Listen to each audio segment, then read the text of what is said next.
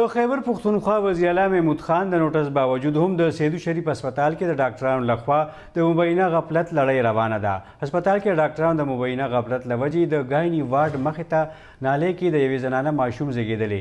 په دې اړه نور تفصیل خو د خپل نماینده نیاز احمد خان نه. نیاز څه تفصیلات دي په دې اړه؟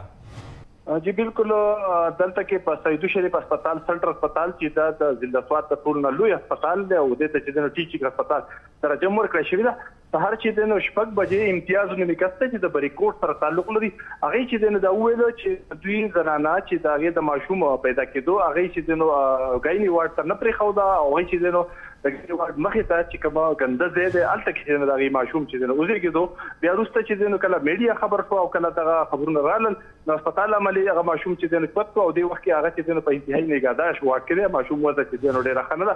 دوی دا وویلو چې دلته کې خیبر پښتونخوا وزیر اعلی چې وړاندې هم په دغه دوه واقعاتو باندې نوټس اخیستی و او د متعلقه چارواکو خلاف د کاروایي حکم ورکړی ولې هغه نه په هغې باندې نوټس باندې تر اوسه عمل شوی دی او نه ذمهوار کسان چې دی نو د هغې خلاف څه انکوایري شوې ده او نه چې دی هغه په ډاګه کړی شوي دي.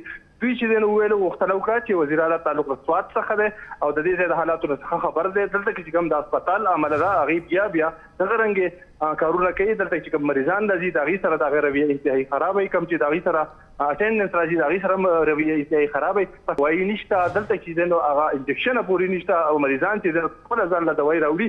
خو دلته کې کوم سرکاري ډاکټران دي نرسان دي لویه عمله ده وداني ده د کروڑو روپۍ د هغې بجټ دی. د هغې باوجود دوی ته بیډ نه میلاوېدو د بیډ ته نه میلاوېدو د وجې نه چې دی نو په دغه ځای کې چې دی نو یو زنانه هغې چې د هغې بې حرمتي مو شوه د هغې سپکاوی مو شو نو دوی چې دی نو غوښتنه کړې ده د وزیر بیا چې د هسپتال د عملې د هغې د ایم ایس او د ټول چې کوم چارواکي د خلاف انکوایري وکړی شي او دلته کې چې کوم د هغې خلاف چې دی نو کاروایي دې وکړی شي.